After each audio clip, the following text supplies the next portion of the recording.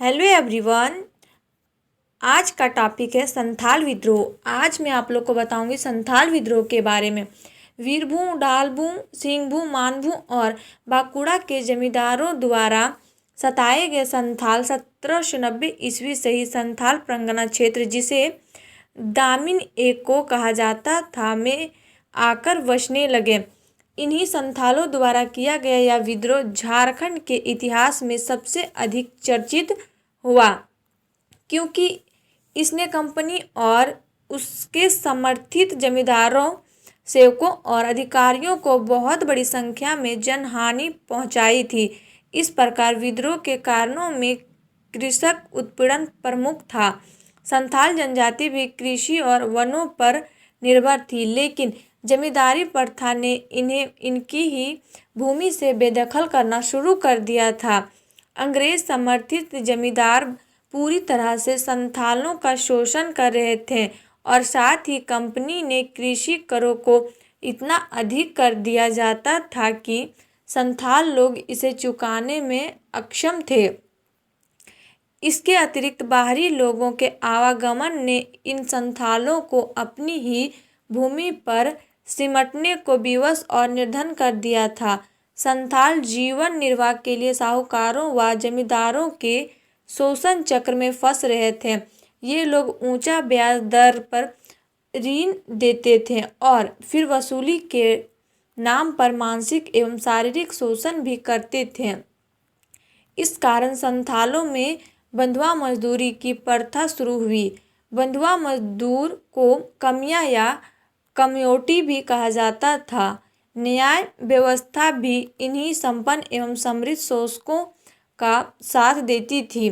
संथालों के सामने इस उत्पीड़न जाल से बाहर निकलने का मार्ग न होने से ये लोग आत्महत्या कर रहे थे। ऐसी विकट स्थिति में तो साधारण लोग ईश्वर के अवतार की ही कामना करते हैं। ईश्वर भी ऐसे लोगों की पुकार अनसुनी नहीं करता।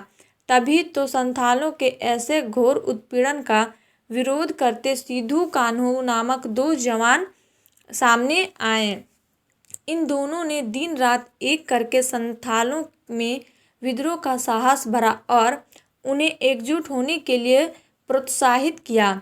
सन 1855 में हजारों संथालों ने भोगनाडीह के चुन्नू मांझी के 4 पुत्रों सिद्धू कान्हू, चांद तथा भैरव के नेतृत्व में एक सभा की, जिसमें उन्होंने अपने उत्पीड़कों के विरुद्ध लामबंद लड़ाई लड़ने की शपथ ली। सिद्धू कान्हू ने लोगों में एक नई ऊर्जा व उत्साह भर दिया।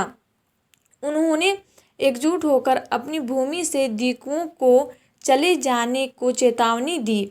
इन दीकुओं में अंग्रेज और उनके समर्थित कर्मचारी, अधिकारों तथा जमींदारों आदि थे। सरकारी आज्ञा न मानने, दामिन क्षेत्र में अपनी सरकार स्थापित करने और लगान न देने की घोषणा की गई। इसी बीच दरोगा महेश लाल दत्त की हत्या कर दी गई।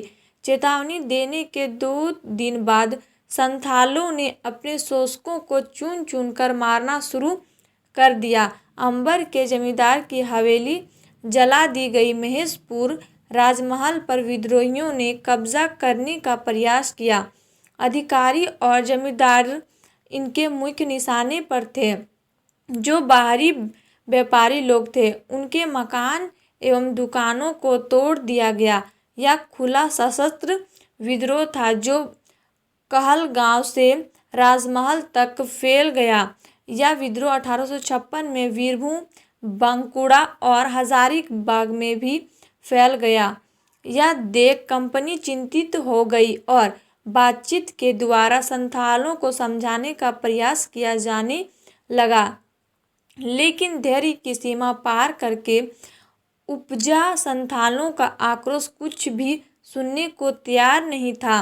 संथाल तो अपनी भूमि से अंग्रेजों और उनके समर्थकों को भगाने या समाप्त करने की शपथ ले चुके थे। इस विद्रोह का मुख्य नारा था, करो या मरो, अंग्रेजों हमारी माटी छोड़ो। अंग्रेजों के कार्यालयों को भस्म किया जाने लगा। जहां भी कोई अंग्रेज दिखाई देता, उसे वहां ढेर कर दिया जाता। संथाल साक्षात काल बन गए थे। दुर्दांत होकर उन्होंने अंग्रेज महिलाओं और बच्चों को भी मार डाला।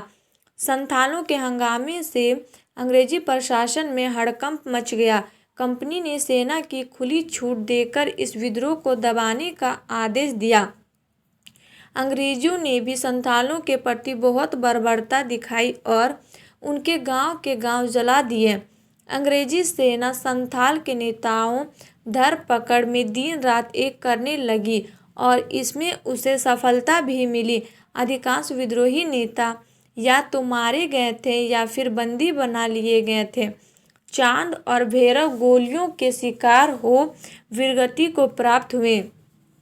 सिद्धू और कान्हू पकड़े गए, उन्हें बरहेट फांसी दे दी गई। इस विद्रोह को फिर भी कुछ सफलता अवश्य मिली थी, क्योंकि संथालों ने अपने क्षेत्र में से अधिकांश अंग्रेजों और उनके समर्थकों को या मार दिया था या भगा दिया था। जो शेष बचे भी थे वे भी बहुत समय तक आतंक के साये में जीते रहे।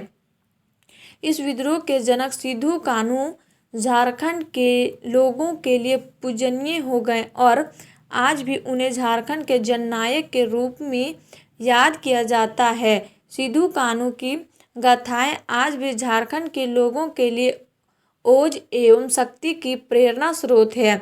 जनवरी 1856 ईस्वी तक संथाल परगना क्षेत्र में संथाल विद्रोह को दबा दिया गया, लेकिन सरकार ने संथालों की वीरता और शौर्य को स्वीकार किया। सरकार को प्रशासनिक परिवर्तनों की अनिवार्यता स्वीकार करनी पड़ी। इस संथाल विद्रोह के परिणाम स्वरूप 30 नवंबर 1856 ईस्वी को विधिवत संथाल परगना जिला की स्थापना की गई और एशली एडेन को प्रथम जिलाधीश बनाया गया। प्रत्येक साल इस विद्रोह की याद में राज्य में हूल अर्थात संथाल विप्लव दिवस 30 जून को मनाया जाता है। और आप लोग को वीडियो अच्छी लगी तो please like and subscribe my YouTube channel and share ज़रूर करें।